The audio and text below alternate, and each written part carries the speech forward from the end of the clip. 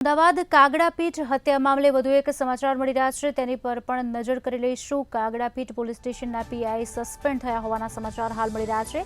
કાગડાપીઠમાં થયેલી હત્યાના મામલે આ સમાચાર આપને જણાવી દઈએ। કાગડાપીઠ પોલીસ સ્ટેશનના પીઆઈને સસ્પેન્ડ કરવામાં આવ્યા છે। આપને જણાવી દઈએ, ફરજમાં બેદરકારીના કારણે સસ્પેન્ડ કરાયા હોવાના સમાચાર હાલ મળી રહ્યા છે। બુટલેગર સાથે સાંઠગાંઠના આક્ષેપ પણ કરવામાં આવી રહ્યા છે।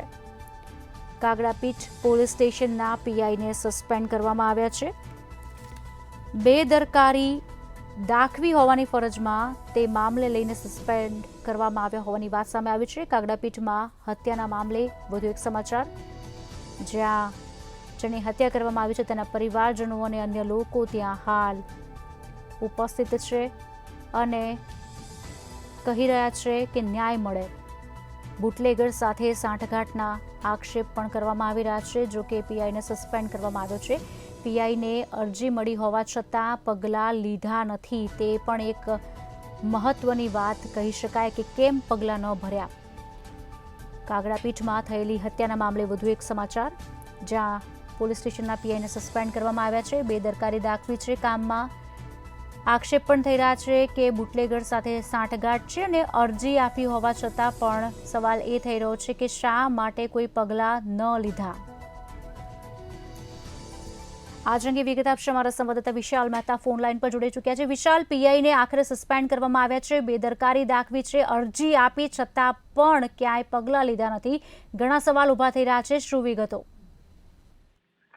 સમગ્ર મામલો સામે આવ્યો છે તેની અંદર હાલમાં ગઈકાલે જે કાગડાપીઠ પોલીસની અંદર જે બનાવ બન્યો તેમાં અલ્પેશ ઠાકોર અને જે મહેશ ઠાકોરને જે ક્યાંક આ ભોગ બન્યા છે, અલ્પેશ ઠાકોરનું મોત થયું છે અને મહેશ ઠાકોર છે તે ગંભીર રીતે ઘાયલ થયા છે। આ સમગ્ર ઘટનાની અંદર અત્યારે હાલમાં તાત્કાલિક રીતે કાગડાપીઠ પીઆઈને સસ્પેન્ડ કરવામાં આવ્યા છે। પીઆઈને પોલીસ કમિશનરે સસ્પેન્ડ કરવાના આદેશ જાહેર કર્યા છે અને મહત્વની વાત એ છે કે ક્યાંક ફરજમાં બેદરકારીના જે આરોપો લગાવવામાં આવ્યા છે પબ્લિક દ્વારા, તેને ધ્યાનમાં રાખીને અત્યારે હાલમાં આ નિર્ણય લેવામાં આવ્યો છે।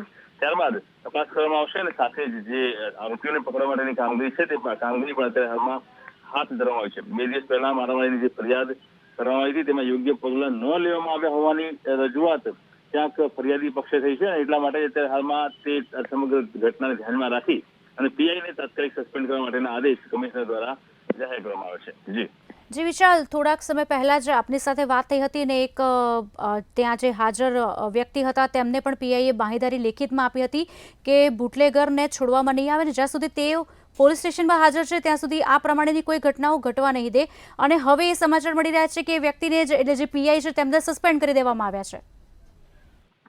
જી ચોક્કસથી જે રીતે પીઆઈ એસ.એ. પટેલ છે જે કાગડાપીઠ પોલીસ સ્ટેશનના પીઆઈ છે તેમને લેખિતમાં બાંહેધરી આપી કે જયારે આ સમગ્ર ઘટના બની અને સમાજના લોકો જયારે ત્યાં પહોંચ્યા ત્યારે તેમણે જણાવ્યું હતું કે આ પ્રકારના બનાવો હવે નહીં બને તેની હું ખાતરી આપું છું। પરંતુ સૌથી મોટી વાત એ છે કે જયારે સમગ્ર લોકો જનસમુદાય દ્વારા જે રજૂઆત કરવામાં આવી છે તેવું કહેવામાં આવ્યું હતું કે આ ઘટનાને લઈને અગાઉ પણ ઝઘડો થયો હતો, તે સમય દરમિયાન જો પોલીસે કદાચ ચોકસાઈ વર્તી હોત અને તાત્કાલિક કડક પગલાં લીધા હોત તો કદાચ હત્યાની ઘટના ન બની હોત તેવી રજૂઆત સમગ્ર જે સમાજનો સમુદાય છે તે કરી રહ્યો છે અને એ જ બાબતે ધ્યાનમાં રાખીને અત્યારે હાલમાં પોલીસની નેગ્લિજન્સી સામે આવતા કમિશનર દ્વારા આદેશ કરવામાં આવ્યો છે કે તાત્કાલિક પીઆઈને જે છે તે સસ્પેન્ડ કરવામાં આવે અને કડક કાર્યવાહીની માંગ કરવામાં આવે કે જે રીતે આ હત્યાનો જે ગુનો છે તેમાં આરોપીને પકડવા માટે સખતમાં સખત પગલાં લેવામાં આવે।